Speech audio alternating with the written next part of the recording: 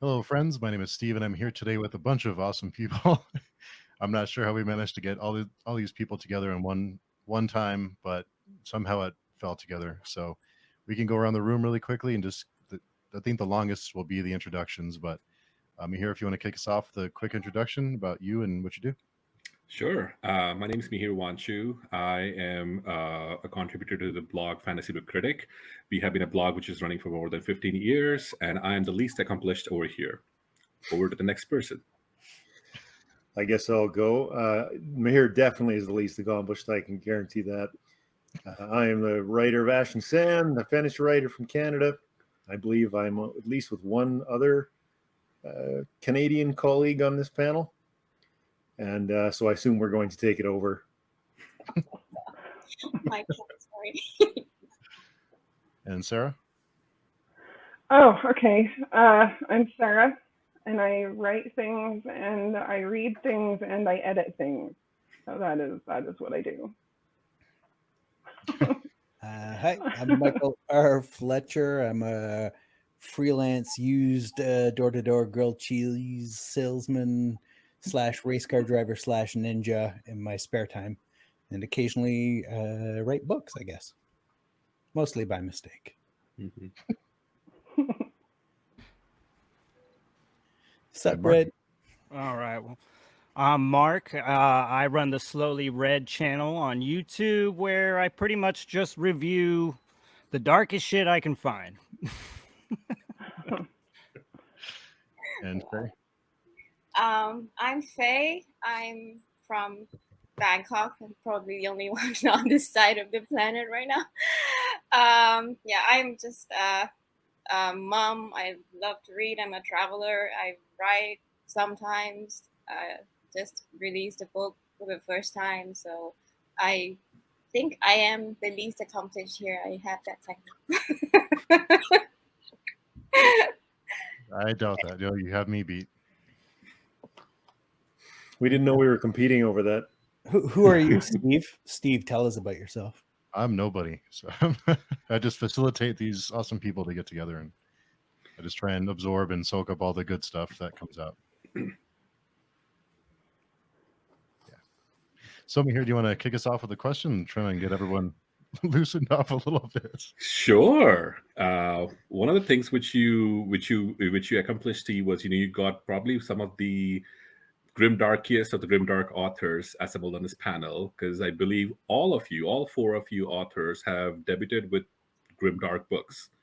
Michael, Sarah, Richard, and Faye, you as well, I believe. So I haven't read yours. Yours is the only book I haven't read, but I have read the first 2 chapters of it, but I haven't completed it.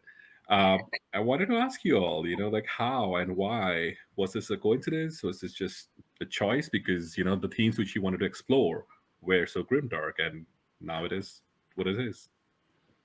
I think he's asking what the hell is wrong with us. That was the subtext. I guess I'll go first. It's even worse than that for me. I had no idea I was writing grimdark, and I actually thought I was pulling my punches. So that turned out not to be true. So I guess for me I was trying to reflect what I thought was the reality of a Iron Age philosophy and technology world. That's really it. So, I was trying to do justice to the world building of a court with, kings and all the imperial powers and all the wonderful nonsense that monarchy gets up to, and the reality of having scarce resources and the difficulty of life, really, for all of human history, save for the last few hundred years. So that's what I was going for, and it just turns out that the average person thinks that is very dark. Who wants to go next? Sarah does. You can tell. Why You can read why it. are you listening, Read it in her Jared? face. No, He was like, listen, I have 2 of your books right now, and I could just destroy them. So you want to be nice to me, is what I'm saying.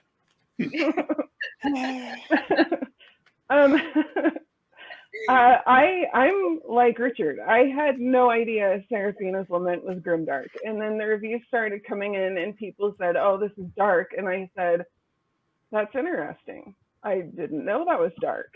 And so it was kind of, and they also said, "You write very emotional stuff," and I said, I didn't know that either. So when I released that book, I learned a whole lot about myself that I never knew. And I think I gravitate towards darker themes because they're more interesting to me. I mean, like, happiness is fine, but you really get my attention when someone's in a lot of pain. So that's basically how I look at life. I don't generally start caring until someone is hurting a lot somehow. So it was just, really a matter of time. What is wrong with us, indeed? Yeah. Nobody reads a story that just starts with a happy ending, though.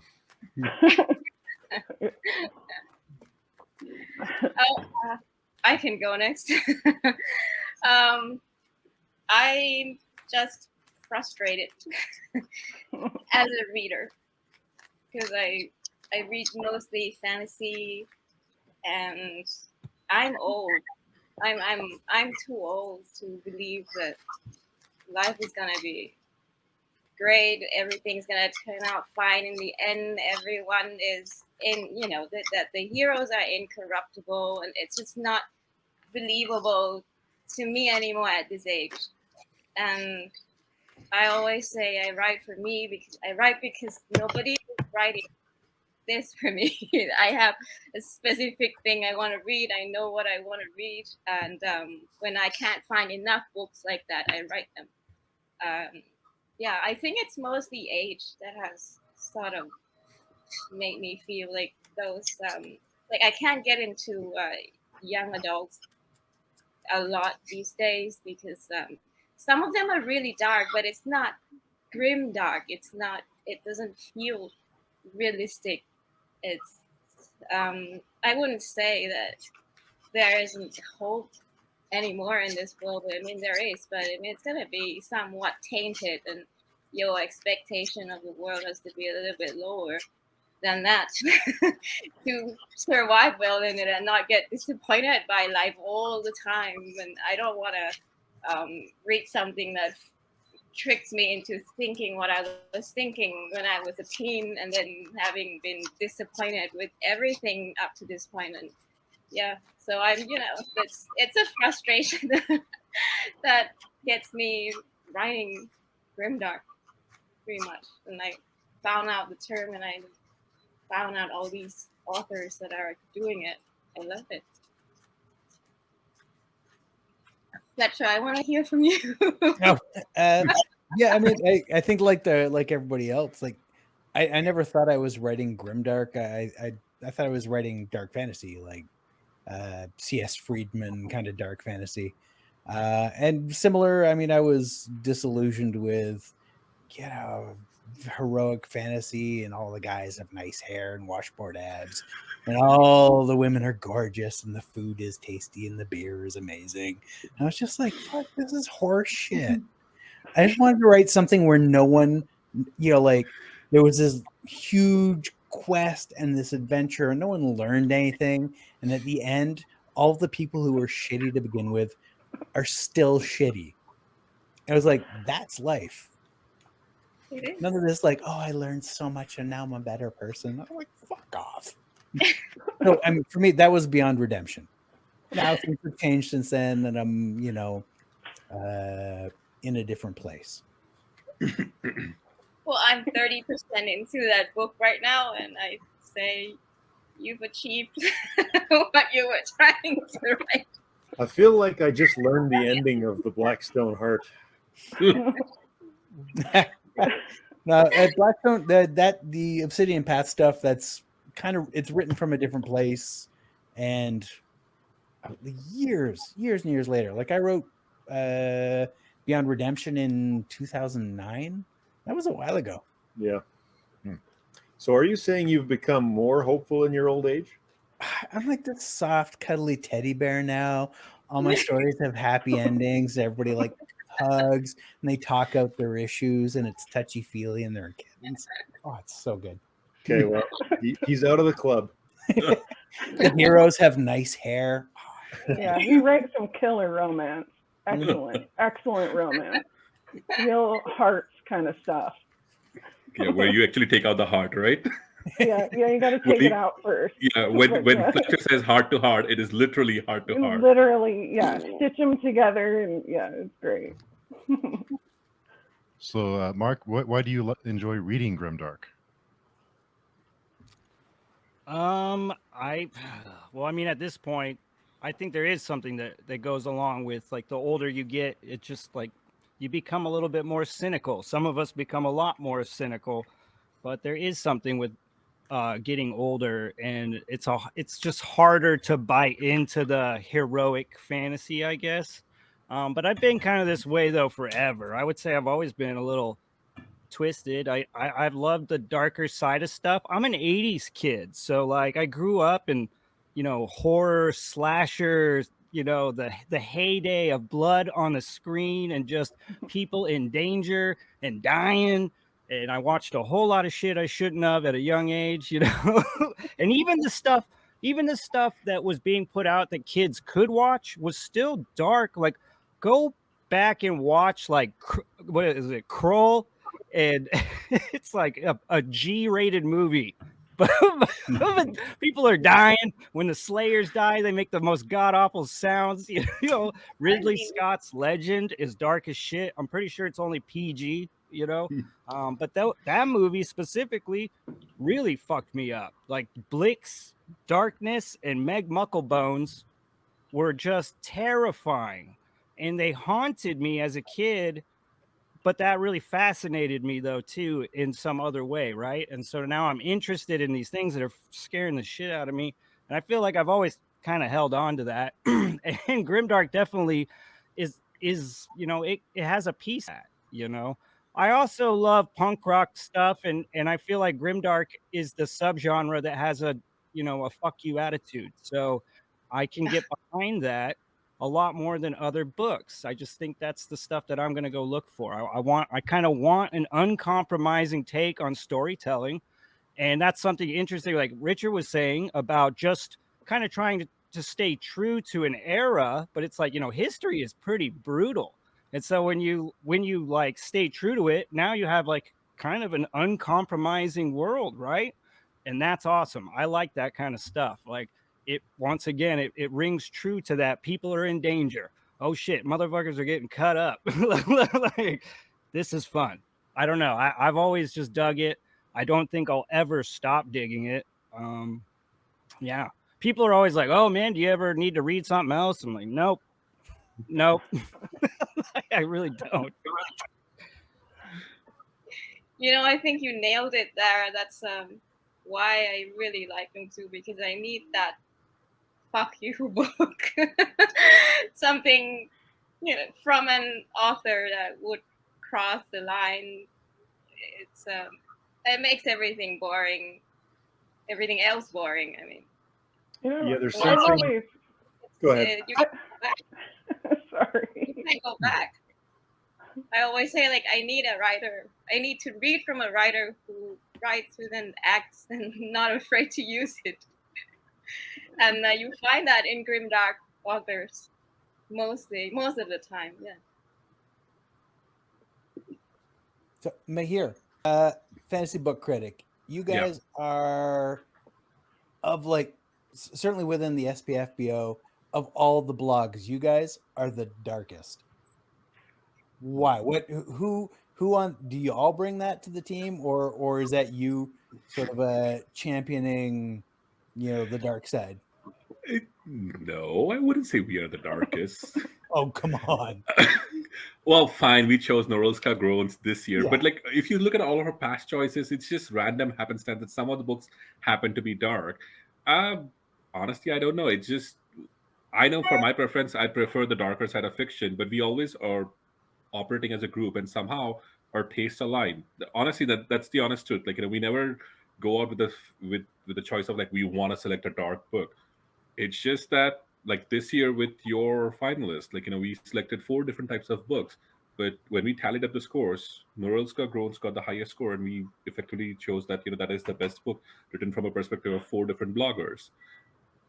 We have chosen some heroic fantasy. We one of the third edition, I believe, Alec Hudson's The Crimson Queen was our finalist. It is as far away from Grimdark as possible because it won against, or not won against, but basically it was against M.D. Presley's Woven Ring, which is quite Grimdark in that regard. But in that sense, it was a better book. I think we just happen to like darker fiction. I'm not saying that we'll always like it. We happen to like books which are written well. And if they're dark, great. If they're not, great. Are What you you got, some of Lucky? the older book bloggers? That I might be believe partially so. that you're old. No, actually, I don't know how old you are. I was gonna How say old? probably that's the age. I think I'm gonna go post that poll on my Twitter. See how old all of these Grimdark followers are. Possibly. Well, Sarah was with me in the start. I remember Sarah was blogging on her own, and she was actually one of the original judges. In fact, if I'm not wrong, she and Mark came up with SPFPO. So, kudos to her on that. But I believe Sarah was definitely there for the first 2 editions. If I'm not wrong, Sarah, you were. I think I was there for 4. I think it was 4. Okay. It's like 3 or 4. Yeah, you were definitely. I remember you distinctly being there for the first and second edition. After that, my memory is just, my son was born in 2015, and my memory just went aside. I have no recollection of what happened, but I distinctly. And then there's one other blogger who's been there from the start, who's seen all of that. But yeah. But SPFU does get a I want to say unfair reputation of thinking that that they always choose darker books. That's not always the case. Yeah, a lot of the stuff I'm reading through all of the other finalists right now. A lot of it's not that dark. Like right now, so I'm reading this one, Shadows of Ivory, by Taya. Mm-hmm. And grimdark cover aside, it's actually not a grimdark novel, and it's really fucking good. She nails this sort of like Italian Renaissance kind of feel. It's really good. Whoa, Fletcher. She's a fellow finalist for now. It's terrible. I know. I shouldn't be Worst talking up thing you've ever finalists, read. but it's really good. Like, it's really well written, like really smooth. Kind of, I'm not super happy about that, but that book, just coincidentally, since you picked it up, the original cover of it was actually quite different. This one is, projects like a very darker image, but the original cover of it was, I believe, to the female protagonist, kind of like a comic booky cover of them trying to, come or face off against each other. So that was a more happier in line with what the content of the book is. But yeah, I don't think I ever saw that one. Yeah, it was not released. It was just I happened to see it because she had posted it on Facebook. That's when I first found out about the book. I'm like, oh yeah, that looks pretty cover. That's pretty cool. But yeah, speaking of covers, I want to ask you all, what do you all think of your covers? All of you have you have, and Mike, you were the original with your covers because it was your nephew, I believe, John D. Oh yeah, John did you got the Italian last name? I can't pronounce it. Jadg. Giovanni. Yeah, Giovanni. Yeah. You kind of started the trend with having some really specific cool artwork. Then Sarah's books, they have, I believe you use pen Astrid, Sarah. Your covers are very elemental and they're very, I don't want to say colorful, but they're very striking. And so is Richard's. And Faye, your cover too. I want to hear your opinions about the covers that you guys come up with, or at least select the artist to come up with those. Faye, you want to launch into this one? Take it, run with it. I make all my covers. I make my own covers. So obviously they are exactly what I think they should be. I work on them until I really like them. And If I did that, it would be a stick man and a bit of color. I don't know how you possibly could do that. That's snot and crayon. You're like, I'm done. Yeah, I get decent covers by staying the hell out of the process because I am a useless impediment, and I just try I make noises at the artist and I say words and then sometimes I'll draw something awful and then they will throw that away immediately and create something like these that's decent. So you really need to find a good cover artist and pay them however much money they ask for and say thank you. Sarah? I knew you were just like staring at me waiting. It's like crazy. All right. So here's my admission. I don't have a damn thing to do with any of my covers. I have no idea. Penn sends me a brief and I say, here's the title, and a lot of people die. Have fun. And that is literally what I told her for Seraphina's Lament. I said, there's the title, Seraphina's Lament, like everybody dies. So go crazy. And she came up with that, and there was no back and forth. It was, okay, here you go. And I said, that's cool. And then for Of Honey and Wildfires, I said, it's like there's mountains and stuff. So she came up with that. And then for Glass Rhapsody, she's like, what's this one? And I said, you got to have some beer because you're going to have to sit down and handle this. But the title's Glass Rhapsody and they're stars. And that's all I know. And that's literally as much as I have any say of my cover art process. She's a wizard. She takes literally nothing and then comes up with that. And I say, that's cool, and roll with it. So that's that.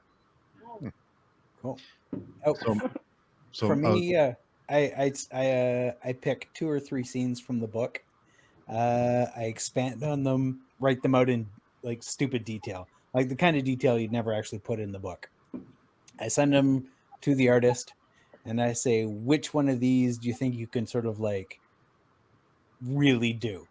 And I always have a favorite one. And in every case, the one I really want, the one I'm really excited about, the artist says, are you fucking insane? No, that's way too much to put into one graphic. And then he picks like a different one and does that. But in each case, like it's a scene from the book that I've picked, which hopefully not too many spoilers, but you know, I always want something that when it happens, the reader will go, oh fuck, and look back at the front of the book and go, fuck yeah. Mm-hmm. And that's basically my goal, because I loved that as a kid. I loved reading books and then stopping and flipping to the cover and realizing that I knew that scene, and that's where I was now. So that's my approach.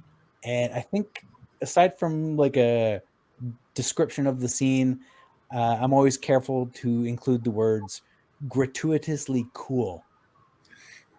So it's like, no matter what I say, just make it better. That's the kind of direction artists enjoy. Yeah. Well, I'm like you. If I actually try and do it, I'm like, okay, you're gonna have some birds and a sunrise, and you're gonna have some tree. Like, and the artist is like, no, you can show one thing, you know, and even that, it's got to be like big, because it's gonna be on a thumbnail and it's gonna be sitting there in Amazon, and people are gonna go over it. They're gonna see one. They're not gonna see the damn birds, and they're not gonna see all the detail. You're like, but this signifies that no, they don't care. It doesn't matter. Just so I would like to know what artists want. You know what I mean? Like, I'd really like to get some artists down, not being a customer, just like picking their brain. Like, what do you want? What actually helps you? I don't know the answer to that. They sort of just take your nonsense and then they turn it into something useful. Tell you that I design stuff for work. I'm actually sort of a graphic designer, and that's why I do my own covers and I have the softwares in my computer. And this is really surprising to me to hear the three of you say this, because from my point of view, as I think it's gonna be really tough for me to hire a cover designer, because I'm gonna be so specific. And it's surprising that all of you are giving a scene, a title, and a brief description. And as a designer, I make covers for some of my readers. I don't take cover jobs. I only do it for my most dedicated readers for free. And this is what I ask from them all the time. That helps me a lot. I need to see first that vision of it. Like, what's the first thought that comes to your mind right now when you think of your book? What color is it? What's on it? And give me a cover, someone else's cover that you really love. And this last part helps the designer a lot because there are different styles of cover, and you can. It's not like you're copying that style, but it tells you if they like this kind of font, they like this kind of color, they like flashy color or more subtle background or something like that. It really gives the designer a vision of your taste and your imagination of what you're in which direction you're covered. I want to ask you guys this: like, do you, how do you pick your cover designer? I mean, for me, the first I worked with Anthony, my sort of distant cousin-y kind of thing for my wife. I was just like, I needed an artist, and my wife was like, "Oh, my nephew does cover art. That he's an artist." And I was like, "Oh, fuck," thinking like, "Here's some asshole." And I was like, "Fine, I'll talk to him." And he did Ghosts of Tomorrow, which is insane, and then The Mirror's Truth, and he's insanely good. And by the time I came to him for a third book, I could no longer afford him because he was doing cover for like Tor and all the big guys. It was like, fuck. And so then basically I start hunting through ArtStation and stuff, looking for people whose styles I like. Stumbled across Felix, who had contacted me saying like, "Oh, I'm interested in breaking into covers." And I was like, "Okay, let's give it a shot." Didn't really know him. We agreed on a price, which has since and but he was so fucking good, and then he keeps getting better. But every cover gets more expensive, but he's really good. So you've gotten I'm lucky actually twice. bad. I don't choose. I don't know. You found two artists when they were just starting out, both of whom were very good. Yeah, and I think I have one more book with Felix before I can't afford him anymore. Fletcher, Michael, you want to open up a different business, just like discovering. You might want to get artists to pay you money to discover them because you already discovered two fantastic people. I wish. I think I know for sure I was Anthony's first cover. I think I was Felix's. I'm not 100% sure on that one. I think it's close. Like, just to give an example, this is one of John Anthony DiGiovanni's covers for Devin Madsen's We Ride the Storm before it got picked up by Orbit. And yeah, he's now designing covers for Subterranean Press. Like, he charges like more than $1,000 or something like that, or even maybe more. Oh, so okay. Last time I talked to him, he was $1,800 US. Yeah, they get expensive. Felix isn't much cheaper. Yeah. But it's really good. You all got to hire Faye down there. That's Faye's cover. 1,800. What? That's an awesome cover, Faye. Like, I was just looking up because I remember buying it. Like, this is really amazing. Now I want to buy the paperback for that.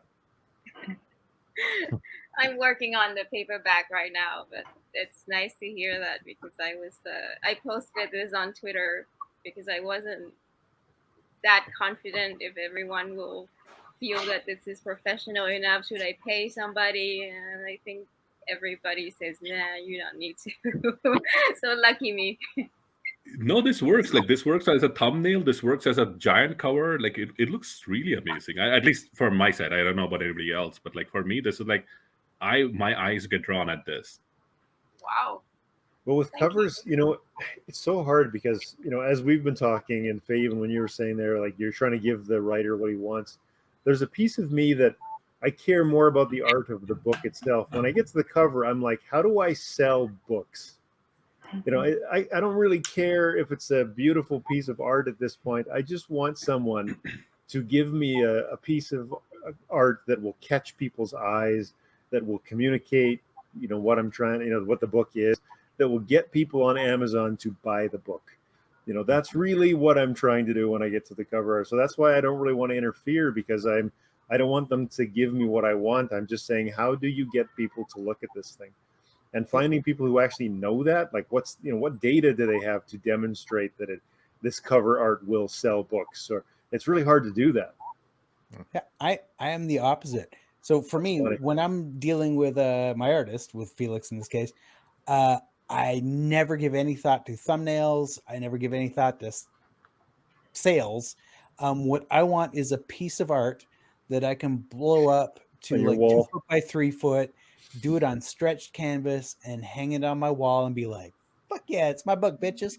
And that's all I care about. Maybe I've been lucky. I've probably been super lucky. But like to actually like put thought into sales, like, and I don't even know. I have no idea what to do.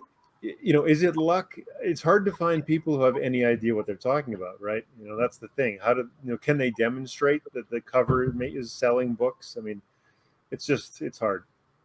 So Mark, what catches your eye as a reader when you see a cover? What kind of like, oh, I'm gonna check that out. What are the things you look for? Man, I don't know. I'm a sucker for old school covers, though, like the older, like Michael Morcock covers, and even like the old Stephen Donaldson, like Thomas Covenant covers were really cool. Just there, you know, a lot of those older fantasy covers were really dope. And I mean, you could look at them today and be like, oh, they're kind of cheesy, but the art style is amazingly beautiful.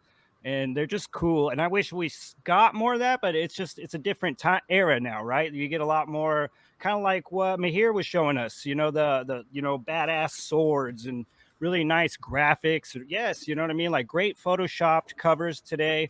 I will say like some artists that really stand out to me. One is Richard Anderson.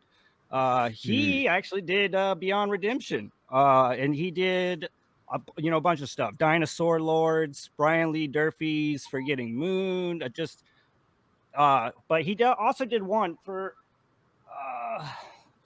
David Ragg. I don't know if you guys can kind of see that one. Yeah. The Blackhawks. And I mean, that was I bought this book strictly off the cover. Had no fucking clue. It was just like, hey, that's cool. It looks good. Give it to me. You know what I mean? Did you buy it from a bookstore? And that was Richard Anderson. Did you get it from Amazon or from a bookstore, like physical? I got it on Amazon. I was actually looking at books, and it was in a suggested like lineup. And I just, as soon as I saw it, I was like, whoop. You're like, hey, what the hell is that? That looks cool, you know? Sure. Oh, it's about mercenaries? Dope. Put it in the cart. Let's go. Like, and I will say too, the other guy that really catches my eye. This is funny because Fletcher, you got both. Is Felix? Felix is killing it. When I saw the Blackstone Heart cover, I got my ring light. That thing is so dope. I want a fucking t-shirt of this thing so bad, dude. Like, this is just a cool ass cover. And it really represents the story really well too. You know, these part of it or whatever. So it not only does it like, it really rings true to the story, it looks badass. And I think that's the two most important things that you could do for your cover is make it cool, make it badass and flashy. So, you know, idiots like me will just buy it for no reason, but then also have it make a little sense to the story, because then we'll love it even more for that, you know. But yeah, you don't got to go too crazy. It's funny because I'm not a cover artist. I'm a tattoo artist. So I am an artist, and I understand this part of it. And this is like, I was listening to you, Richard, like, what do you do? I'm like, I can tell you from my end, one of the worst things is being micromanaged. So I tell people all the time, like, the more you want to tell me how to do this tattoo, the shittier this tattoo is going to be. Like, and they are permanent. So you like, do you know what I mean? Do you want me to do my job that I've spent years, like, you know, like do it? That's just it. I get it. know? Like, we're artists. I don't want somebody breathing down my neck and saying you've got to do it like this and like this. And it's like, what the hell do you know? Don't Yeah, tell yeah. me how to do my job. I think the best thing as far as on your guys' end, because I would suggest this to tattoo clients, the best thing you could do for yourself is to research the artist a little bit. Like, look at their stuff. Does it look like something that you would want on your cover? Because also if they're pumping out a lot of stuff that you're digging, that means that it's probably their style and they dig it too. So they're gonna have fun with your cover versus your cover being work for them, because that sucks. Artists don't like work. We didn't get into being artists because we like work. We did it because we don't like to do shit. That is so true. We're Exactly. super lazy. It's like the only time that we get motivated is when we get our own little creative juice going, so you gotta let that kind of happen on its own, but just try not to micromanage. But yeah, research your artist, because you can find a fit just through that, as long as they're available, and their pricing, whatever, adds up, like that's the best way I would see, because you could find people that you'd be like, maybe even not even heard of. Just start, like, what is it, ArtStation? Go on there and just start looking at people's stuff. If you have a free moment, look at some artist stuff, because you might just find somebody that is a diamond in the rough that just is right up your alley. Yeah, I think that's why I don't like to take designing jobs. For one thing, I'm a retailer, and I do some of the designs myself because it's sort of a hobby, like writing. And I don't think it's much different from writing. That's an art as well. Like Richard said, you don't want somebody to be nitpicking you, on how you should write. And that's the same with designers. And I think a lot of people are forgetting this, that we all have different tastes. And that's why you need to see that work, because it might work for some readers, it might not work for others. And as a retailer with carrying a lot of products, I see that in the designs in the professional designs. Because the first thing you need to do is find out who your audience is and how old are they. What if they're super old. yeah, and people of different age have and interests have different tastes. So you can't just tell a designer to make something that's striking that's not going to work out for your specific audience. They need to know what you're writing, who you're trying to catch, and that will dictate the tone of the piece. I think it's the same way with writing. You need to figure out, and I find this is a lot of problem with new books that I don't like because it feels like they're trying to reach too many audience group as possible, than possible, because you can't do that. You have to be a bit more specific to make something stand out to your chosen audience. And I think that's the same with the cover designs and everything. Yeah. Sort of goes back to what we first started talking about with the Grimdark.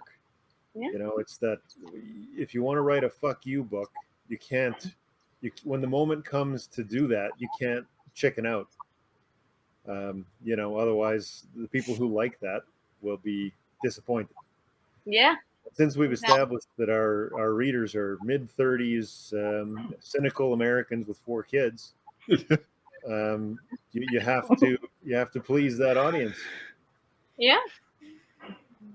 And you can't come up with a young adult or MG kind of cover to catch these people. It's got to be something else. And Sarah, I'm sorry, Mihir. I think editing is a different type of art form. How do you handle writers telling you how to do your editing? From a different Get popcorn. I pretty much don't let writers tell me how to do my job. And once the communication has been established. The document has changed hands. You are done telling me what to do. It's over. Walk away. Let me do my damn job. The easiest way to get me to send your manuscript back to you and say this is not going to happen anymore is by trying to micromanage me. Just let me do my job. It's the same thing with writing. You don't like it when someone micromanages how you write. You don't want one of your readers to tell you, okay, this book was great, but in the next book, I need you to do this with the character. And it's the same thing with being an editor. The less attached to you and talking to you about your book I am when I'm going through it, the better the edit will be, because it's when we start going back and forth while I'm mid-edit about things that things get kind of hairy. When it's done and I send it back, like I've had a few recently that I've sent back and I said, I think you need to completely erase this character, or there was one where I said the ending's great, but I don't get it. So maybe you need to rewrite it. And there was one I just returned the other day that had a huge issue in the core of the book. And at that point, there's a time when I have to talk to the author and I have to say, look, this is the problem I'm seeing. This is why I think it's a problem. And this is how I think you can fix it. And we can talk at that point. That is the point when conversation is fine. You can tell me I'm horrible. And as long as you've paid me, I'm fine with that. And we can do the whole thing. You can talk plot with me. You can drive me through the street behind your mother's car and tear my hair out. You can do whatever you want to me as long as I'm paid and I've edited it. Do not talk to me about your book when I'm working on it. That's the main rule for that. So there you go. There you go. So Sarah, let's talk about my book now. No, I have things. No, I don't want to talk to you about your book. It's great, but I don't want to talk to you about it. Yeah, well, it's a little bit like even beta readers. Like, you know, if you go back and forth with a beta reader, you almost find yourself convincing them, like, Yeah. this is what I'm doing. And There whereas has to be distance in any critique process. if they just read it cold. Well, I consider all of my authors my people. I will go to bat for you. I will do literally everything I can for your books, because I do not take on books I don't believe in, period, end of discussion. But I can be really close. I've sent some of them cake before because I knew they were like upset. So I get really close to my authors. I do not talk to them about the details of their book until I'm done. There has to be distance in the critique process, no matter what level of it you're on, or it's not going to work. You're going to convince me of something, and I'm going to say I'm sick of talking to you, so fine, just do it. And it's not going to go anywhere. So, distance. I've really found that just with beta readers, that if I go back and forth with them, I find myself almost trying to add in detail that doesn't exist in the book. You know, like it's in my mind and I'm trying to convince them of something. What I see a lot, what happens is the authors will start telling me, okay, but this is what I meant to have happen in this scene. Yeah. Did you catch that cue? And it's like, that's not what you're supposed to be doing. If I didn't catch the cue without you telling me, then there's something wrong with the cue. But if there's that back and forth, then they're going to tell me, did you catch the cue? And I'll be like, maybe I did. And your readers are literally never going to do that. They're not going to reread your scene. They're not going to talk to you. They're not going to get your context cue. But if there's that discussion there, then it'll just swing me just enough to see, maybe I did catch it, and maybe it is there, and that's when issues happen. So, Mark, how does that work for you as a tattoo artist, to have someone trying to tell you exactly what they need and try and micromanage you, because you don't have that distance as a tattoo artist? Yeah, that's where your dream job very much becomes a job, right? It's like, oh shit, now, like I said, now we're working and I'm not having any fun. Like, this sucks. And also, like I said, the thing is I understand people, they know what they like, but not everything you see can be tattooed, right? Like, and I'm sure that goes for other, for writing, for other stuff. There's certain things you just can't. Of course, it'd be awesome to shove 20 pounds of shit in a 5-pound bag, but it doesn't work, right? Like, so that's why I'm not trying to do this. So, but they'll be like, no, but I need the name, I need this, I need 7 dates, and I want it this big. You're like, that's not how tattooing works. And they'll just, they won't budge, and then that's either when it comes to me, like as a tattoo artist, because we are dealing with permanent stuff. And as much as it is your body, it's also the artist's name. So it's like, I have to make a judgment call. Like, either I'm just going to do your tattoo against my like better judgment just for the money, or I'm going to tell you I'm not going to do the tattoo because it doesn't make sense, or it doesn't work, or it's not going to age well because, these reasons. Like, if you don't understand tattooing, you probably shouldn't be telling the tattoo artists like how to design it. Like, there's a reason why things are spaced out. There's a reason why things are, light to dark in certain areas. It's all like, this is why I couldn't make a cover for a book, because everything I draw and do is so like into tattooing. It would look like a tattoo. It wouldn't look like a fantasy cover. You know what I mean? It wouldn't look like this. It would look like a tattoo, because that's how I approach drawing and coloring and all my shit now. So when somebody's trying to tell you to do something you just know isn't going to work, it's pretty aggravating, Like I said, it's one of those things too. It is a job, so like sometimes you got to make a judgment call. Is it worth doing it, or should you just let it walk out the door? I wanted to ask Sarah, how much do you get a sense of how much of your feedback a typical writer will take versus say like, no, I don't like that, and ignore?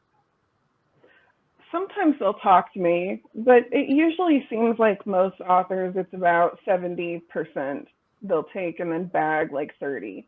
Seems to be about the average. I mean, that's what I do with my editor too. I'm about a good, sometimes it's like 64. It just depends on the situation. But, it seems like for most edits, most of them are about 70, 80%.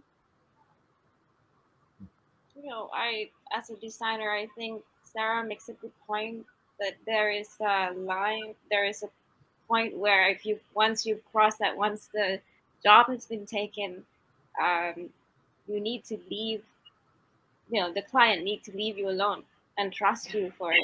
And that initial conversation is the most important thing, because it's the responsibility of the client really to actually research the person you're hiring and see if you like this person's work.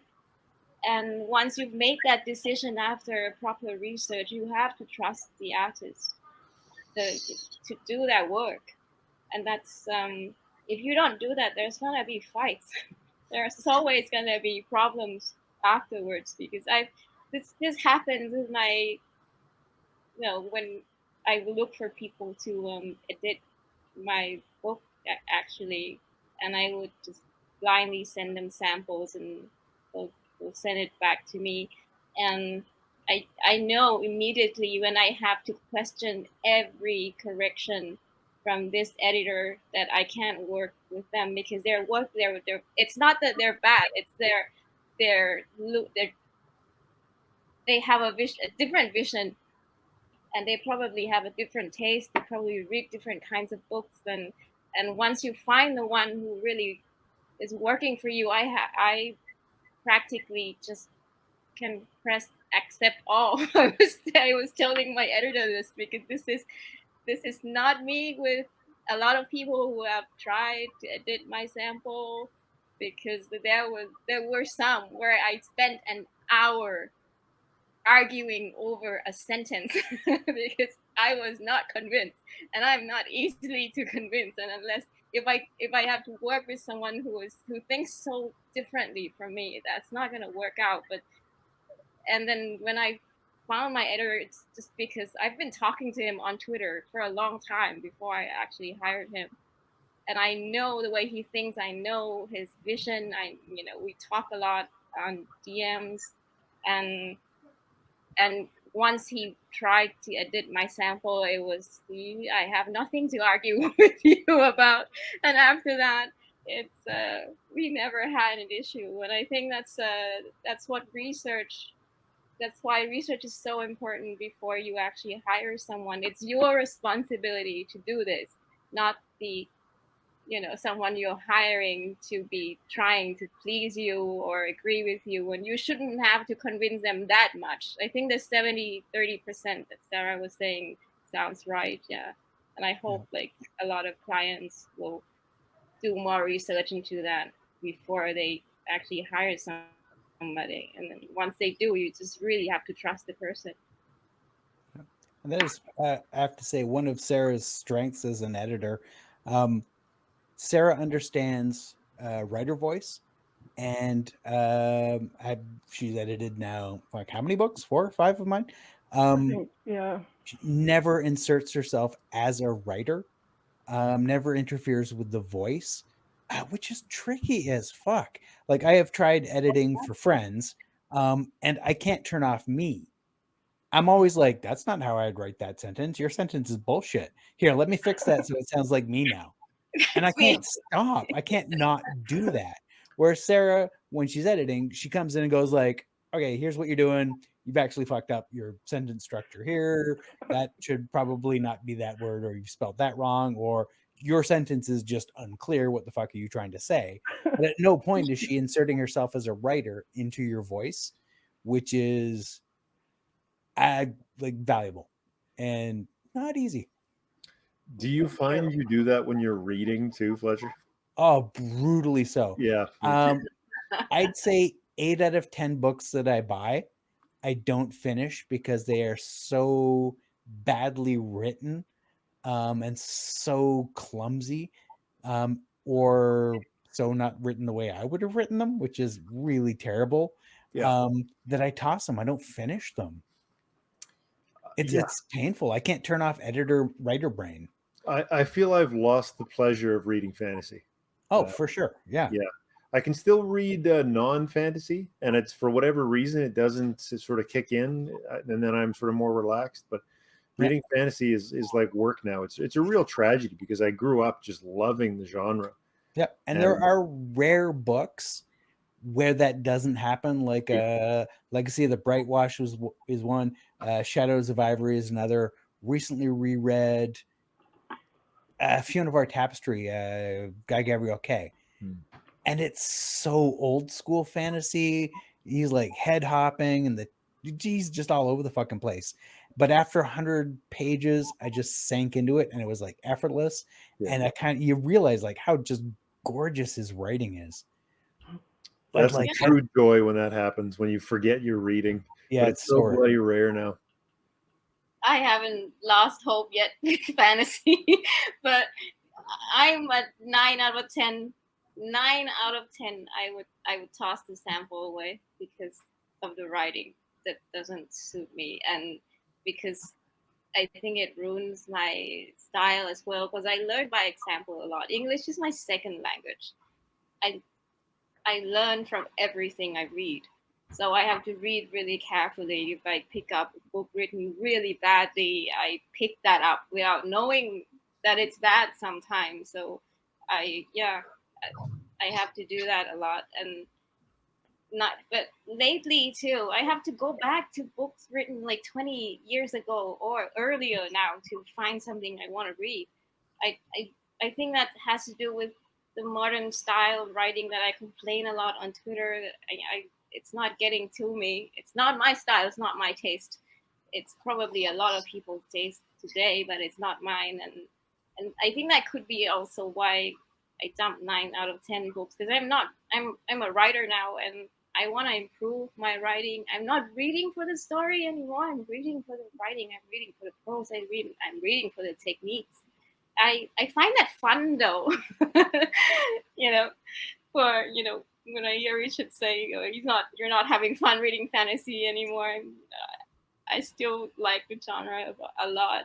But well, that's fair. I'm an angry learner. Yeah. So, Steve and Mihir, I'm guessing you guys probably read more fantasy books Then like the rest of us combined, or sorry, and Mark, the three of you read more than all of us, probably many times more. Guaranteed. How do you still love it? How do you read that many books and not be like, oh fuck this again? How do you maintain like a level of excitement? Mihir, you want to kick us off? No, actually, I want you to kick us off. You've been awfully quiet all this while, so you go first this time. All right, Steve, come on. Well, there's a lot of fantasy I don't like. I just don't talk about it. And the times I have talked about it, I've gotten lots of hate mail. So if I don't like something, I just don't talk about it. No. But there's a lot, like I said, there's a lot of books I read, I just don't enjoy and don't talk about. But I love the stories, and the grimdark genre is I think it was I forget who said it recently. It was Peter McLean said that grimdark is about consequences, and I think that really stuck with me when he said that. Is it's about consequences, because every choice, there's a consequence to every choice, and that is what keeps me coming back to this genre, keeps it fresh, and keeps the stories interesting, because I'm not a fan of classic or traditional fantasy. It just doesn't interest me at all. I don't want the black and white, this is the good person, this is the bad person, they'll fight and the good guy's going to win every time. It's not interesting to me. But I love just reading about all these different books and going on these and I'm not smart enough to know when a book is written badly. That's just that's not me. I don't know enough to tell you a book's written badly. I like to read, and I like to read all these different stories from you fine people. Mark, how about you? Oh no, I'm gonna go. Oh, you're dodging. You're still dodging. Yeah. I learned that from you. Yeah, I mean, here's the deal, all right? Like, especially as a booktuber, we go through some fucking books, a lot of them. And I'd be lying if I said I enjoyed all of them fucking to the fullest. But the good thing is I actually pretty easy to please. I'm one of those guys you could fool me with a puppet show. So, you know what I mean? Like I can easily rant and rave about books. That being said, the more and more you consume, it's just like anything, you know what I mean? Like you build up a tolerance, so to speak, and it does get tougher. And the other thing being is, if you, especially like I have done since I started a channel, is I really started to beef up my reading experience. I kind of got out of the pulpy and maybe more like modern style, like straightforward writing styles, into the more heavy prose and poetic and all that shit, and that changed the game, but then you read 60 of those books, and then you get to a point where you're like, fuck, I wonder if I've topped out. Like, I wonder, you know what I mean? I still enjoy reading by all means. It's just like a form of entertainment, right? So I don't really watch a whole lot of TV and stuff anymore because it's kind of fucking disappointing. So, I could try to just read and get my entertainment from there. So I still find it pretty easy to return to that pool. But I have to say it does get a little tougher with each book you read, especially if you're somebody that's reading a whole goddamn lot one after the other. I've tried to pump my brakes just so I could try to enjoy what I read a little bit more too. I don't think that reading like books after like binge reading, I don't think that's a great fucking way to read books, man. I don't think you're processing what you read previously while you're already diving in. But hey, like, I'm not gonna tell people how to live their fucking lives. But recently, I guess I finally got to that point where I was like, well, fuck, maybe I'll try it. So, I think that's ultimately what happens with people that get sick like of fantasy, is they start writing it. Because they're like, well, fuck it, I'm just gonna write the story that I want to fucking hear, like that I want to, listen to or read, or and so currently that's what I am doing. And it does, I have to admit, it's kind of, I don't know how you guys, or maybe that's why you guys don't read a shit ton, because writing a book and reading books at the same time, kind of a tough thing to juggle. Hello. It's not easy.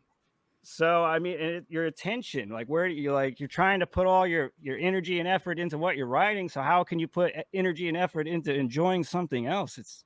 I don't want to let Mihir off the hook, but I have bad news on the writing front. you won't be satisfied there either. I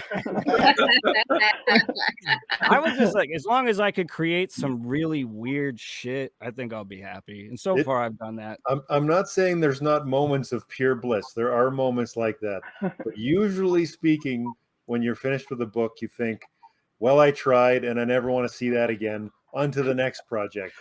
I have noticed it's like a day, it's like a hot cold thing. One day it's like, man, I think I'm doing pretty good at this. And then the next day it's like, dude, I should really stop doing this and stop and not even tell anyone that I did it. Can I burn this laptop like badly enough to get rid of all the evidence? Wow. Okay, I love my book all the time. I don't feel that at all. Never. But I have to say though, this year has been a rough reading year for me. The book that's shining the most for me was Knight of Swords by Michael Morcock. It's still very early in the year, and that's not a new read whatsoever. That's very old, you know. But the funnest time I've had in fantasy right now is in my own little world. So I mean, I didn't understand when writers said, "Oh, I write it because it was fun." You know, I wrote the story because I was into it. I'm like, that doesn't make any fucking sense to me. That's just like at the D&D table, the guy like Mike, you say like you like to DM. I could never wrap my head around that. I'm like, why would you want to do that? Like you don't get to play, but it is playing. It's a whole nother deal. Yeah, it's power freak control. Yeah. It's I write the stories. But I think it's actually a pretty natural evolution for fantasy readers to at least try to strike out on their own and create a fucking story. I think that's one reason why we all love this fantasy stuff is because we can cook up fantasies in our head so easy, right? Like I know I can, especially if I put music on. I start getting all kinds of shit coming to me. He's ready. Start writing a book. I'm gonna need a cover artist. We'll hook you up. And Mihir, now that you've dodged long enough. Yeah. For me, it's just because I love reading. Like that's my mental sanity. With my job, I'm a worker, and so it's I don't do a fun job. And the kids, as you all know, keep everybody busy. So it's like the reading is only way for me to kind of still maintain my sanity and experience newer worlds as you all create them. And it like to echo what Mark and Steve were saying, sometimes, you know, it does get like we have a policy at Fantasy Book Critic that we don't talk about bad books. Like, you know, if you didn't like it, don't review it. Just move on to the next one. So we tend not to do that because sure, there's some bloggers who like controversy and they'll just purposefully slag a book and then it'll just get them more and more points with the it crowd. But that's not for us. For me, though, when I get tired of fantasy, I switch. Like, I also read a lot of mystery and thrillers, so I switch genres. Like, I'll just go to mystery and thrillers. I'll enjoy that. Then I get tired of that, I come back. And thankfully now, to some indie authors, hint, hint, you know, they keep on writing different stuff. Like, it's never one thing or the other. Like, you know, if it's, you know, Sarah's books, you know, like she's also like a person who kind of flits between genres. I have her newest novel or short story. It begins off as as a cozy thriller, but it's weird because I know she's not a thriller writer. It's going to go somewhere else, you know, which I'm very excited to find out towards the end. And then it's stuff like this, you know, it keeps on pulling us back. And to quote, you know, a famous soprano quote, like, you know, as I thought I was going out, they pulled me back in. That's what it keeps on happening. I just keep on getting pulled back in the genre. And thanks to SPFO, you know, you still kind of want to see what is coming up. So that's why I tend to be okay. I think another thing with reading, I don't know if all of you agree, but I think reading makes you slow down. It makes you you can't rush through. You have to put your mind into it. It's an exercise for your mind too. You have to go out. You have to focus something. You have to focus on. And I think now with social media, and I hate to be banging the drum, sound like a boomer or whatever, but you know, with social media and our attention spans, it's good to sit and focus on something for an extended period of time and get lost in a book. Because it's easy for us to sit and binge Netflix all day long. It's easy for us to sit and watch YouTube. Well, of course, you know, watch our channels, but you know, to watch nonsense on YouTube. But you know, it forces you to slow down and to focus. And I didn't even know Grimdark was a thing until I saw Mark's channel. Mark's the reason I'm reading Grimdark, because I saw his review of Priest of Bones, and that's taking me on this wild ride. So here we are. You know, it's funny that you said that, Steve, about sort of slowing down and focusing. I think that's literally why I write. It's not actually because I love fantasy so much. I kind of hate writing most of the time. I just sit here angrily typing, and whenever I'm finished, I'm like, nope, wasn't good enough. But I like to sit and focus and slow down and sort of like Michael was saying, I like to be a tyrant and control this little fantasy world. I thought it was either this or I'd enter politics and become a dictator, but that didn't seem that likely. So I thought this was easier way to be a dictator. That's why I love editing as I go. So I'm not a first draft kind of person. I would edit a paragraph maybe 10 times before I move to the next one. And before I move to the next one, I would read it from the top of the chapter and then come back down again. And what I love about doing that is it forces me to slow down, and I discover a lot of things that I missed, like a lot, about the characters, about the world, about what I'm saying. And when you do that enough, you stop to look at life. You slow down and look to when you live. I feel like I slow down because of that. When I hear somebody talk, when I see something on Twitter, I don't just click like. I go through it and I discover a lot about a person, which helps me write characters as well because I'm learning about people. And I think it's really helped me to slow down that bad. And I've been writing really slowly because of that. And I tell my readers that I can't update that quickly. I post chapter by chapters on Wattpad. So yeah, I should be updating once a week or every 2 weeks. But sometimes I feel like slowing down to that point makes the book better. And it's not about editing, to get the best words out. It's more about sometimes the idea is lost, sometimes I'm forgetting this. And when I slow down enough, you see things you don't see. And it's a good practice if you use it in life too. I feel like I've benefited from that a lot. I stop myself mid-sentence and I stop people mid-sentence a lot to ask questions. Yeah.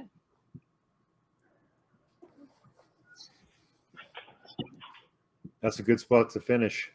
I can't follow that. Yeah, it amazes me how different everyone's writing styles are. Like, I can't imagine writing a chapter and then editing it. I blast off like 130, 140,000 word novel in a couple of months, and it's like, bleh. And then later I come back and I'm like, fuck, what did I write? And I start going through it. But like, if I wrote a paragraph and stopped to read it again, I'd never read a novel. I'd be like, no, this is hard. I can't do this.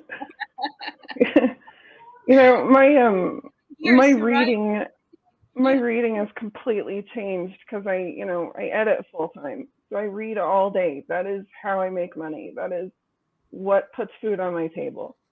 And since I've gone from part-time editing to full-time editing and then writing on top of it and then reading and writing reviews when I have the time and mental, my reading has just totally changed. I can't even, like, the editor brain. I was telling my husband this the other day. I said, I can't ever do another job because if I ever had to enter a workforce again, I would kill everybody there. I would just walk in and everyone would die. So I can't do that. This has to be my job. This is my life.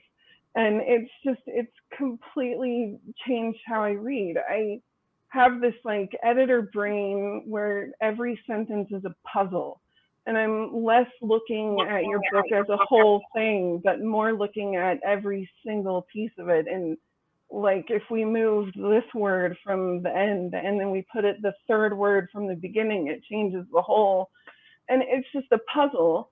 So I feel like I'm doing puzzles all day. And then I write my own thing where I just sit there and swear at everybody for not behaving. And then after that, I go to bed, and sometimes I'll read. And it depends on how burnt out I am, but I've been reading a lot of historical nonfiction, and I've been reading a lot of romance, which is incredibly weird for me, but it's just so far from everything I edit. I think I need that. So I've started editing some erotica on the side, which has been an interesting result of that.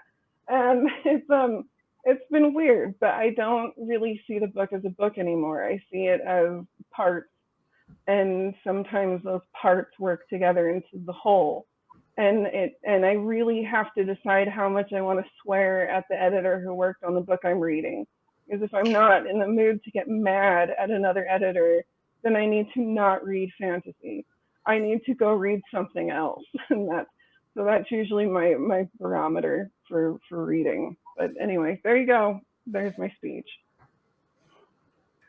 I have a question for you all writers, because you all kind of mentioned upon this, in separate things, like, that you write and you focus, and Sarah also specifically mentioned that you focus upon the writing aspect so much. Does it piss you off when, you have constructed a sentence which you think is really beautiful, or there's a part of your story that is just constructed right and nobody notices it, or people just glance over it and go to some other part which perhaps was not written as quickly, or was just like, there's something that you built it up and they don't really focus on the build up, but they just get to the conclusion. They're like, oh, they're happy about that.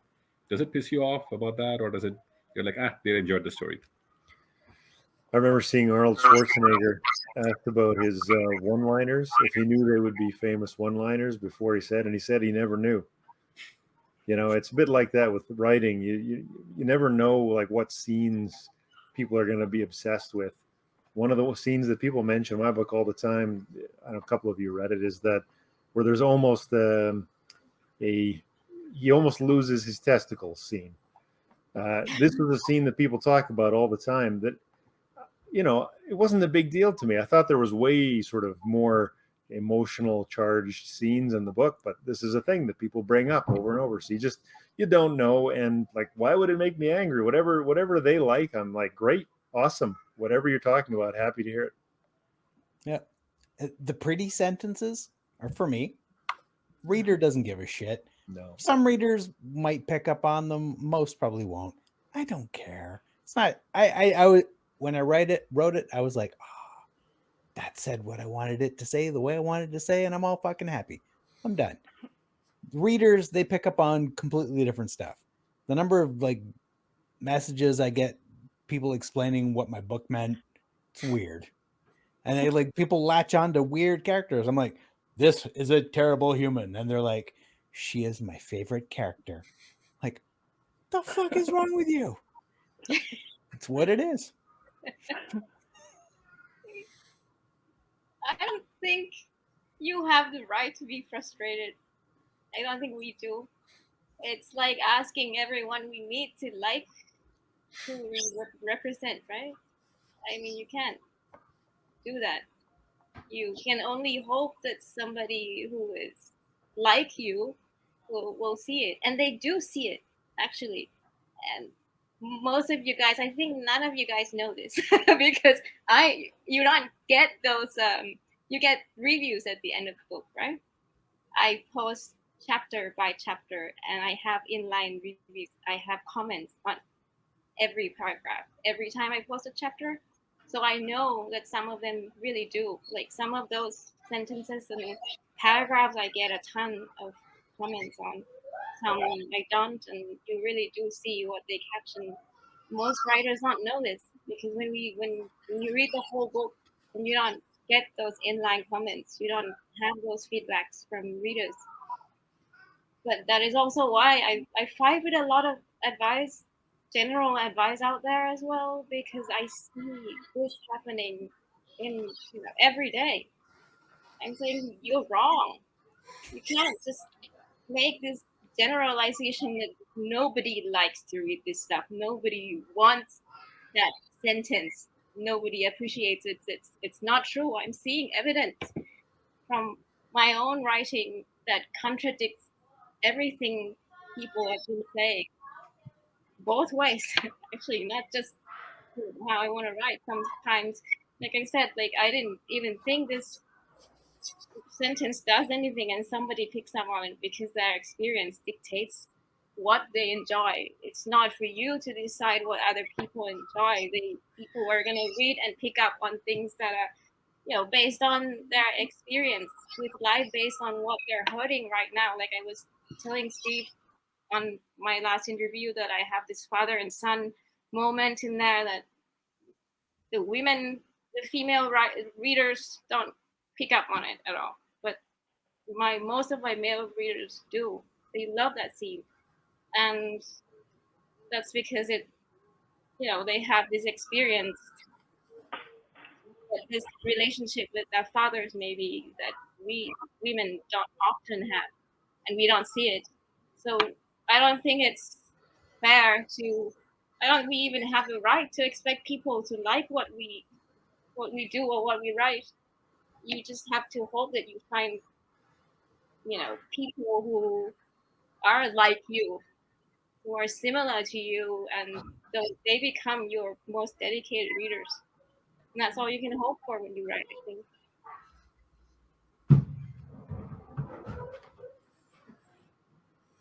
And We're Sarah? waiting for you, Sarah. Oh God, me! I'm supposed to have thoughts. Jesus. I don't know. On the one hand, I'm a very lyrical writer, and I put a lot of effort into how my sentences read. Like I try to make it so half of the experience of reading my books is just reading the words, and the other half is the characters. So for me, they work hand in hand. And when I know when readers really focus on certain lines, then I know I did it right, at least for a few people. And really, that I only have a few fans, so all I can hope for is a few people to give a shit, and I'm okay with that. So it's for me, when I see them remark about how something reads, it means I did my job. I did half of my job.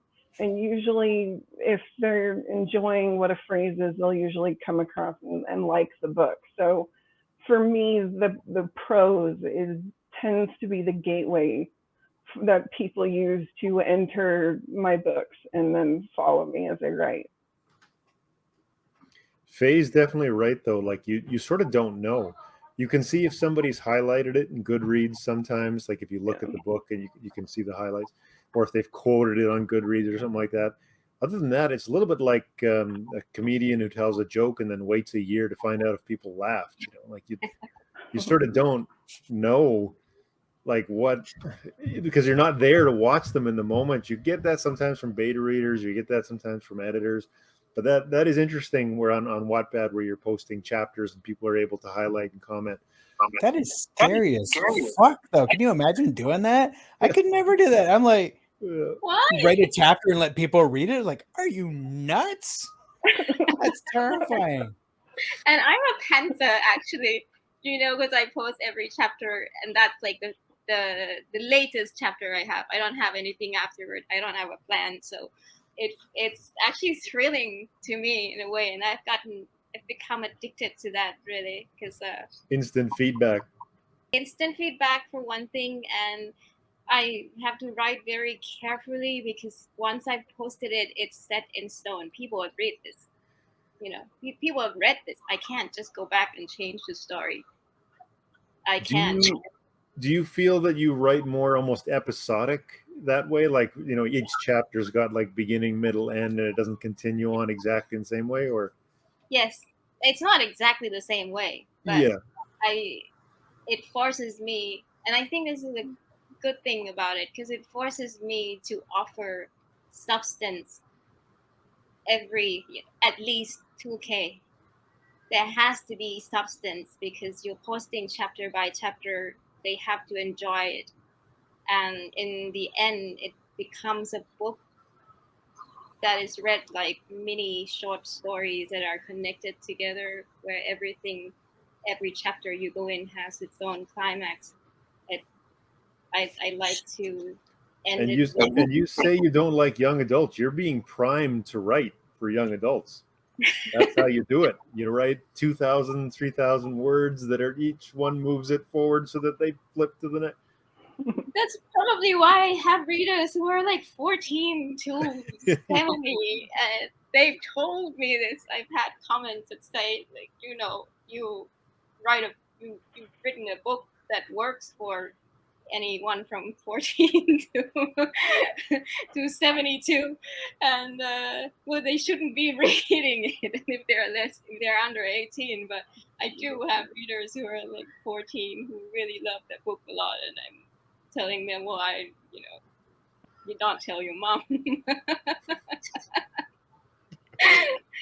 But yeah, it's good practice in a way. And I like it when I think that way. And what I love the most about it is thrilling, and it forces me to be really careful what I put on the page, because that's it. I don't go back and change the story. I go edit the sentences to make it flow better, make it clearer, touch the story ever once it's down. It's been read. It's set in stone, and it's thrilling when you do that. Every time I post, it's exciting to see, comments right away, and I know immediately if that chapter works or if it doesn't work, and that helps me to write the new ones. You've crowdsourced your editing. Sarah's going to be out of the job.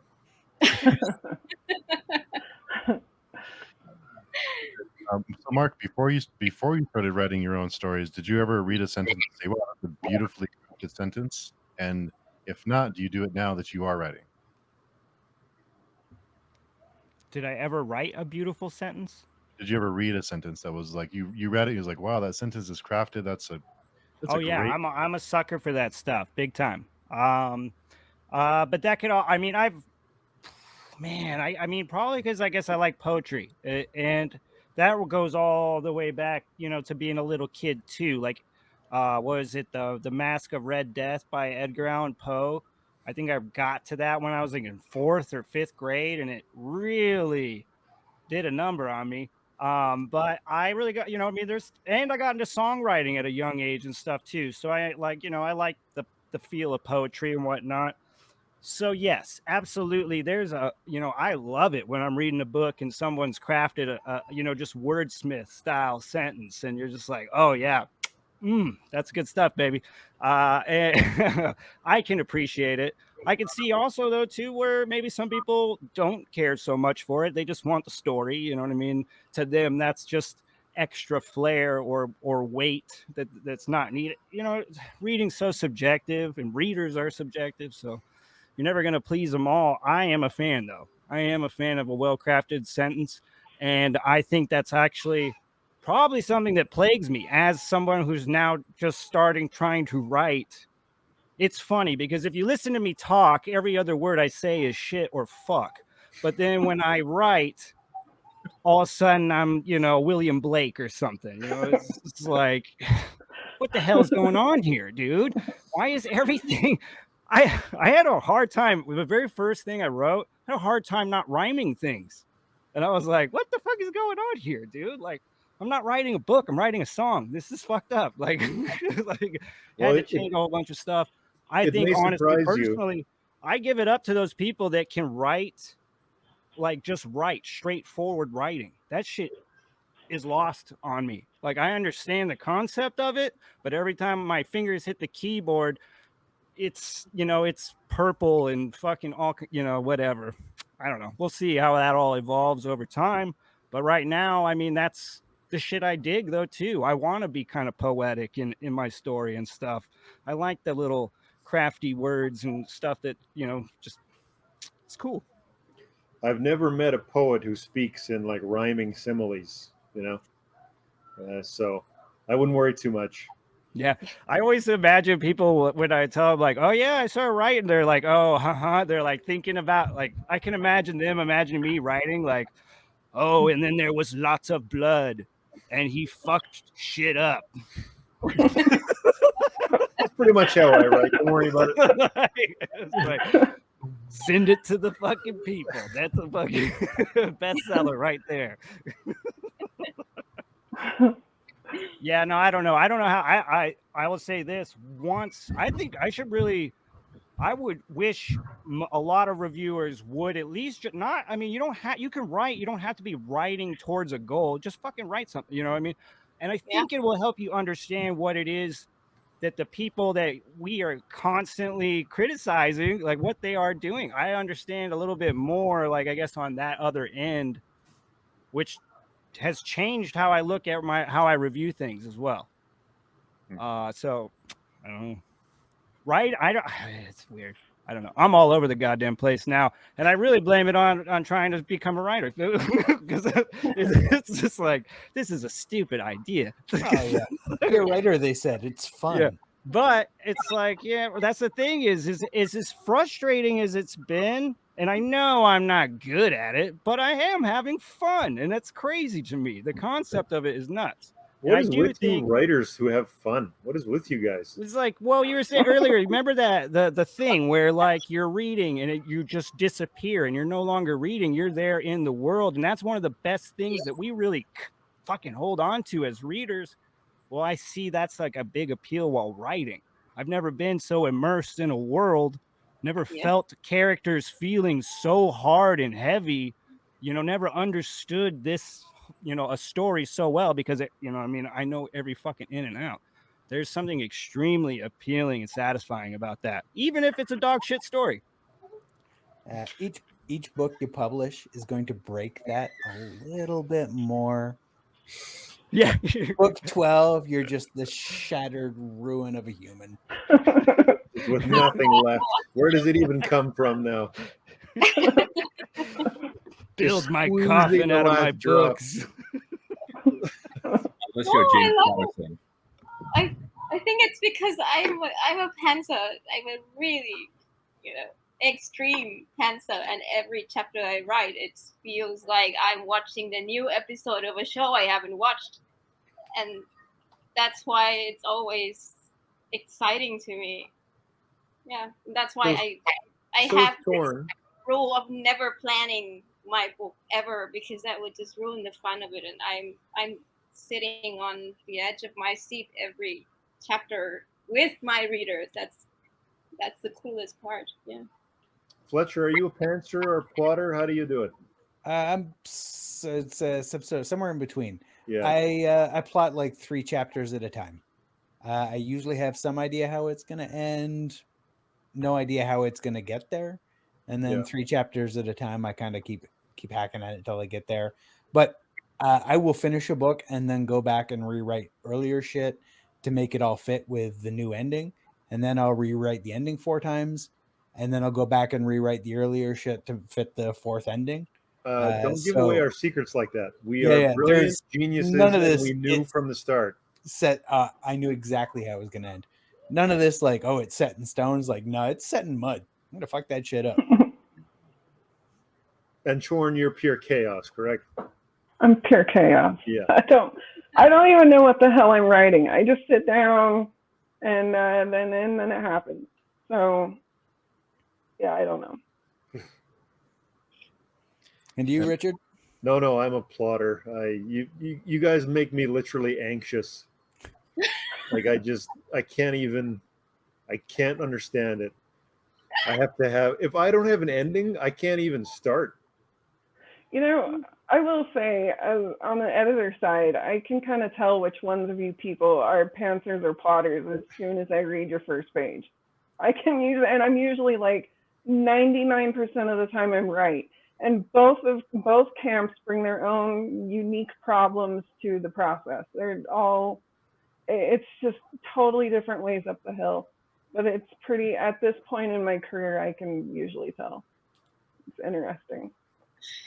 How do you stick with the plot, though? I mean, it's never worked for me. I've tried planning. Never works. Nothing ever turns out that way. I have no control over my characters. One day I wake up and they will decide to do something else. Yeah. So when I say an ending, I guess what I mean is I've got a theme and I'm ending the theme, and then how exactly the character gets there, I'm pantsing, sort of like Fletcher. I'm a bit of both, but there's going to be things that I know how they end, and I'm writing to the ending. But how I get there can zig and zag and so on. And the greatest tragedy for me is always when I have a plot in mind and then I get to a zig and I'm like, ah, shit, it's not gonna, it doesn't, something goes awry and then I have to fix it. So that's the danger of plotters, that if we discover as we go that something does need to change and it screws up our plan, you have to be willing to do that. Otherwise it can get kind of stale, or it just doesn't work. When it's not working when you're writing it. You know what I mean? Or if you don't, then surely your editor or someone will tell you, yeah, it's not working. But you won't change your ending, no matter what. You will change the No. middle. Yeah, I'll change the middle. The ending I know, and it's always right so far. But things will happen in between that throw me for a curve, and I have to walk away and punch a punching bag and drink whiskey and figure out what I'm going to do with that stupid character that wouldn't do what I told him to. Yeah, I can't do that. I will just change the ending.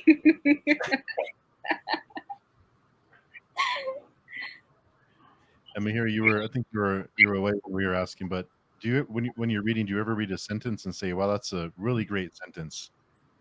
Oh yeah, we gotten off topic.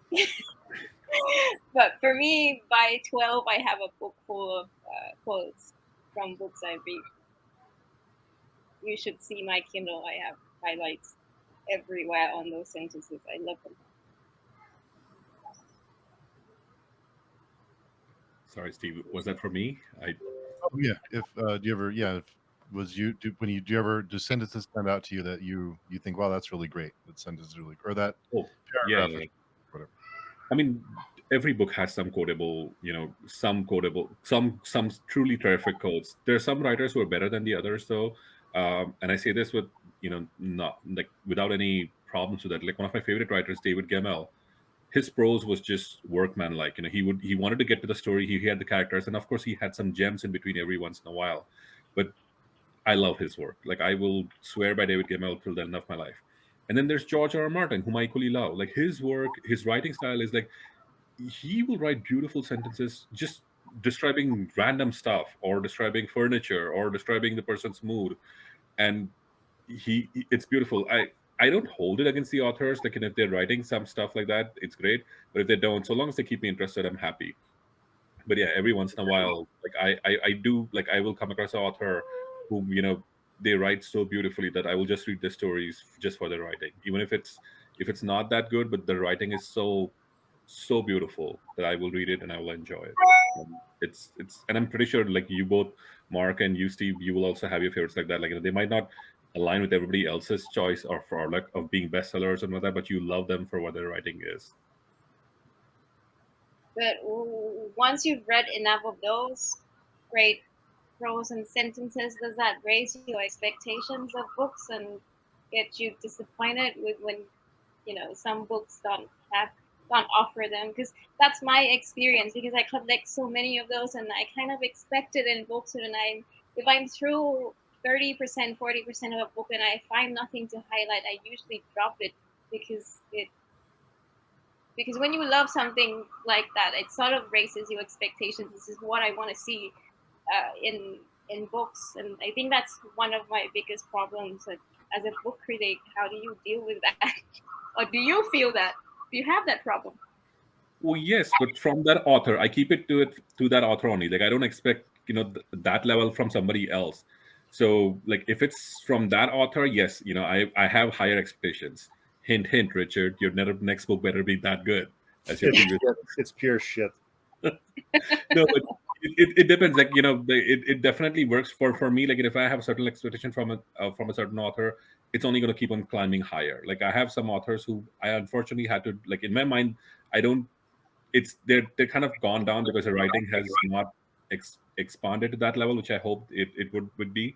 But from newer authors, I don't expect that. It's like everybody's newer, everybody's going through different phases, so their writing might change to fit their lifestyle or whatever they're experiencing. But from certain authors who have shown that kind of skill, I do expect more of them. And then of course I'm disappointed, but then it stays with me. I don't like to vent about it. It's interesting for me when I, because writing styles are so different, because there's so much choice that writers are making in this.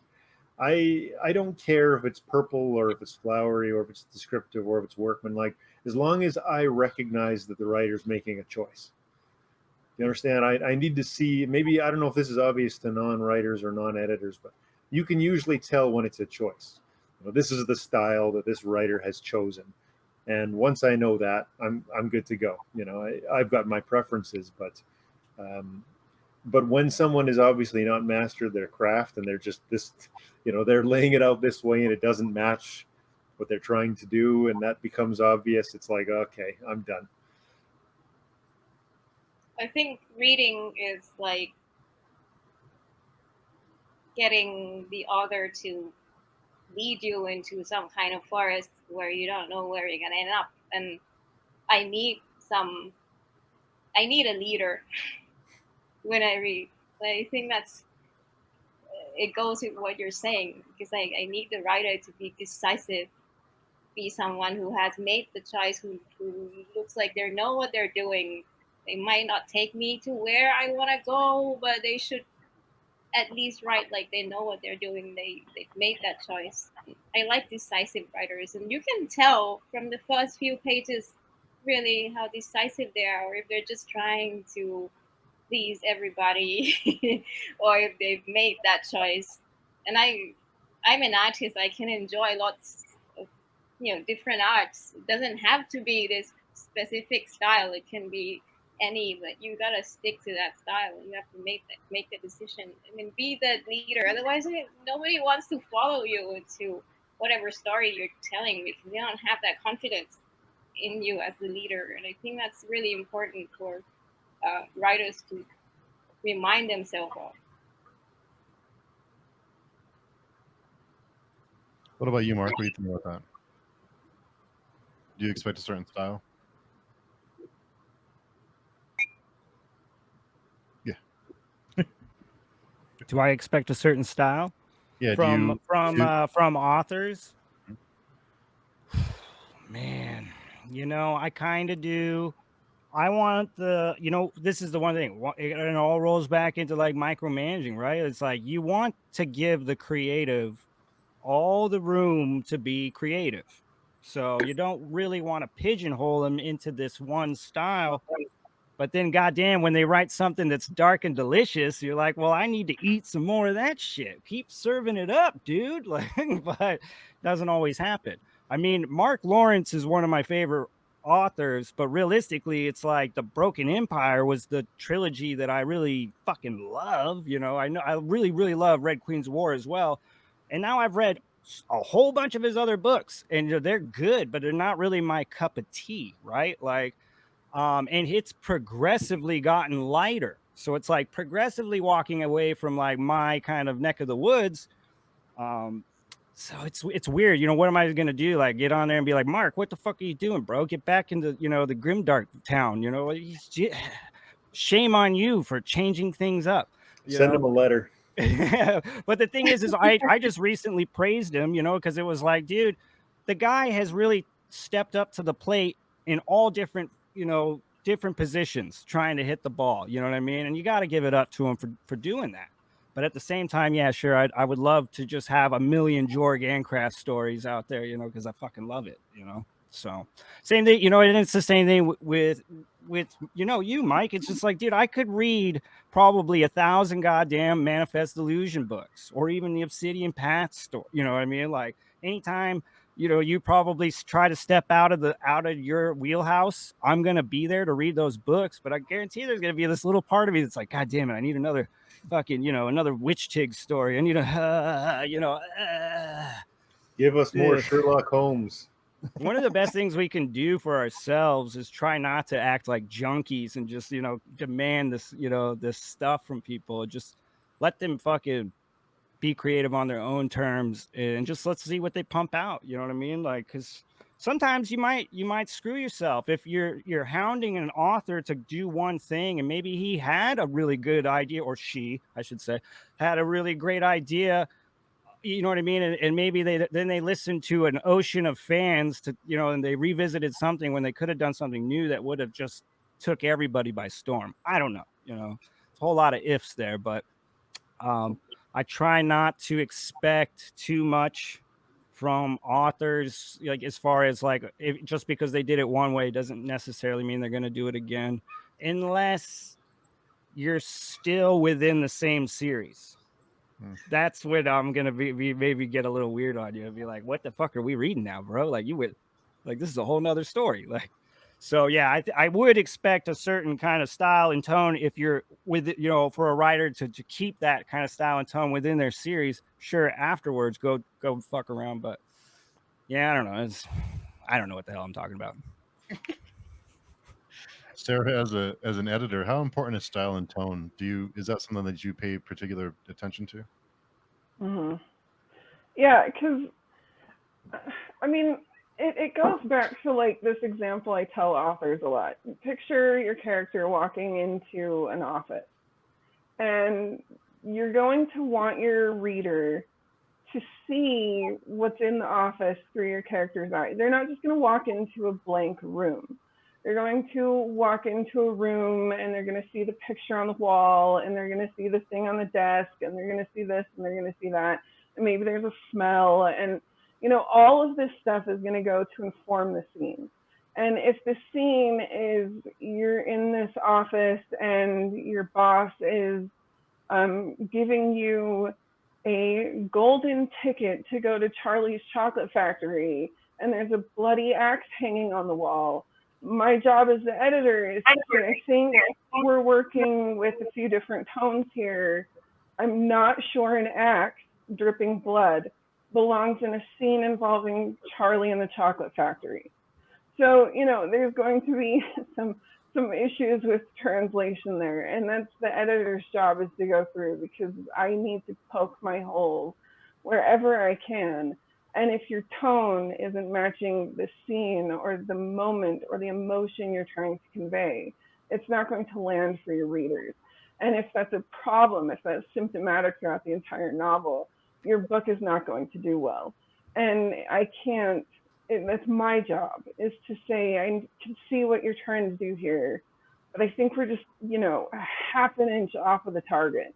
And this is usually where it happens, is the tone or some dynamic that's subtle in the scene is something that's just moving it just enough.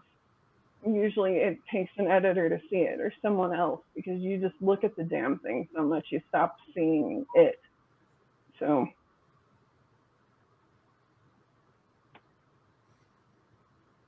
Silence.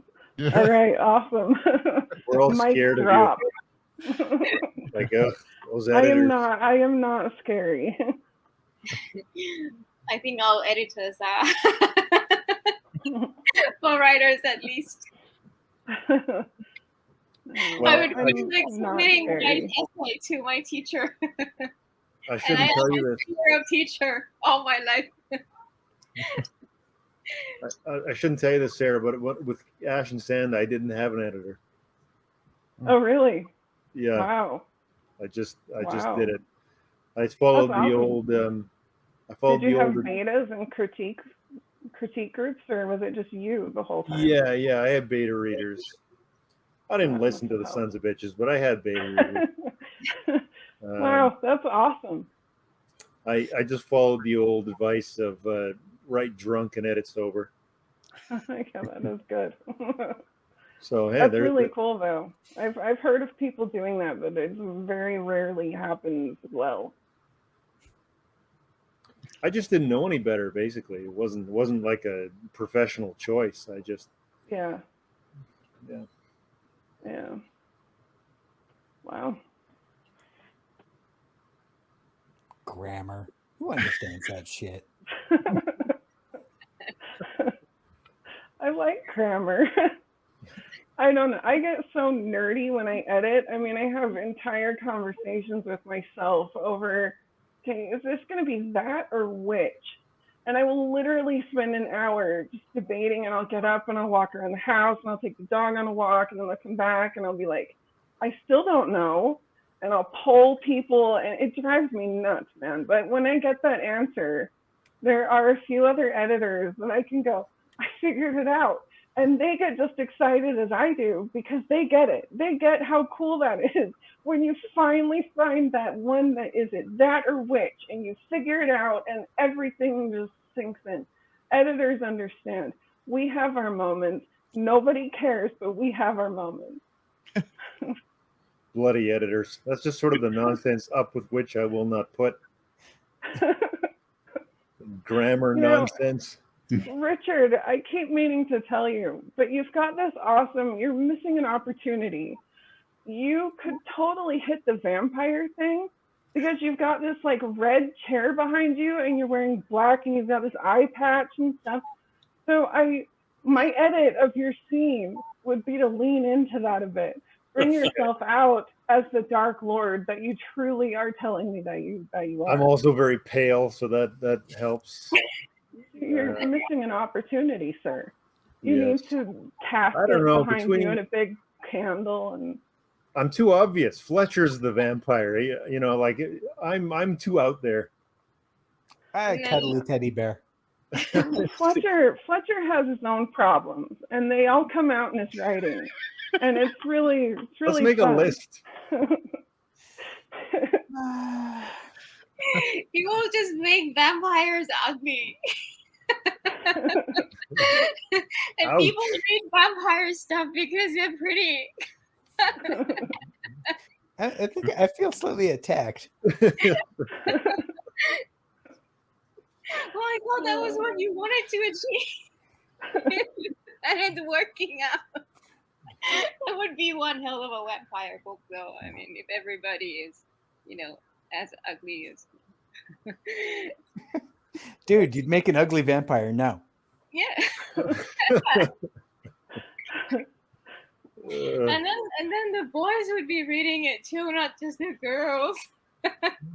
Well, historically, vampires in fiction were ugly. It's only from the late 90s did they become like this smooth skin, sparkly and hot. Wasn't it Anne Rice really who brought that into vogue, like with Lestat and all that? She was really the first one who brought the Tay hotness into the calculation. Beautiful monsters, I believe she calls them. Yes. Yeah. Who's the other person? The one who wrote like this long series about somebody. I'm forgetting her name. Laurel K Hamilton. She's another person who really leaned into the handsome vampire / werewolf, and her books devolved into like this sex, like nonstop. Like literally, her main character gets her energy from having sex with hot, non-human creatures. If I'm not wrong. As you do. She's Regular rich. Wednesday. She's rich. She's super rich. So definitely, she knows something that probably none of us do. Yeah. Romance and erotica. That's where the money is. Oh yeah. I hear. I can't wink, so I. Is he winking at us? Or... Yeah. What's going on? Well, since we are talking about this, I want to ask you all. Besides Grimdark, what else do you guys read about? From your author perspective, because you all talked about the fact that you have a hard time reading fantasy fiction, but you definitely must have some favorites or some favorite genres that you like to read about. What do you all read about? So I think like Sarah, I mostly now read nonfiction if I'm not reading fantasy. And usually what I do is I say, hey, Sarah, I want to write a book about X. What's some like fucked up nonfiction, like, real life, like historical kind of stuff about that. And then she sends me a list of books and I read them and they're really upsetting. I'm really good at finding the dark ones. Dark history is my thing.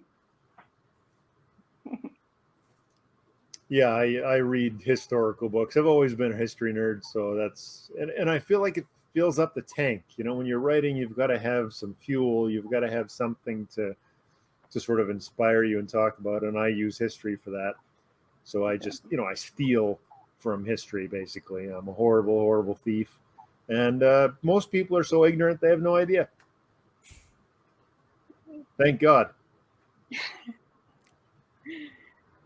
I I have just one requirement for read that I need it to be historical setting, and by that I mean pre-gunpowder. I don't like I read to escape the modern world because I live in Bangkok. It's a big city, and that's all I see every day. So that's my requirement. I need it to be set in somewhere a long time ago when they were still using horse and swords and sorts of things. I see technology and I'm allergic to it. And but I look for more philosophical stuff. I mean, I need that. I want the book to make me think about people discovering other point of views, new ways to look at the world, to enjoy something I haven't tried, something I've missed having lived. I need that in books. It's exciting to me, but so it doesn't really matter. It doesn't have to be fantasy, but fantasy is and I read historical fiction and fantasy because they offer me most often their historical setting. That's just it. But I can be drawn into any genre if it offers me that. I mean, a shit show of humanity is what I call it, which is practically what Grimdark is. In the end, it still has to be somewhat grimdark. It doesn't matter if it's a horror, thriller, or even nonfiction. History is the most grimdark thing ever, really. Yeah. I've heard someone else say that before. I can't remember who exactly, but it really makes, I guess that's why I thought I pulled my punches when I was writing, because I was thinking it from a historical perspective, and it's like, guys, I mean, the way that monarchy treats one another is way worse than the average person can possibly imagine these days. Yeah. Or it's just, the difficulty of life pre-technology that we have today. It's just, it's hard for the average person to understand it. And maybe this goes all the way back to when you were saying your childhood from the 80s and how movies were really different. And even in my lifetime, and I'm not that old yet, it's changed so much, like what people can handle and what we think of as dark. Or if you look at fairy tales, how fairy tales used to be presented to children at very young ages, and the stories that being slaughtered by wolves. And now if you look at fairy tales, they even change them. Like for my kids, stories are pulled back, right? If you look at stories now, they try and pull back so that the wolf doesn't eat the grandmother and doesn't eat, like they're changing the fairy tale so that they're not as dark. It's amazing. I mean, Bambi. To this day, I go back and I watch Bambi, and that is some depressing animation, really, especially when when the deers of parents got shot and stuff. And I was watching it, and I was like, wow, we were watching this stuff as a kid. These things you're not gonna see. Now my kids are not gonna see these kind of Dumbo and Bambi and actually Snow White, the earlier ones that are actually really dark in a way, disturbing themes, really, for kids. I think we've got someone, at least a couple people have to go here, Steve. Yeah, I was just about to say we're coming up on 2 hours. So just really quickly before we wrap up, if you guys, all of you authors, want to give Mark some advice on his writing journey, what would you tell him before we wrap up for the night? It's a good start. Marry somebody with a good job. It's brilliant. I am lucky that I'm a tattoo artist because half of my day is just dicking around. So I do have a little bit more expendable time than a regular person. I would just say don't marry and don't have kids until you're done.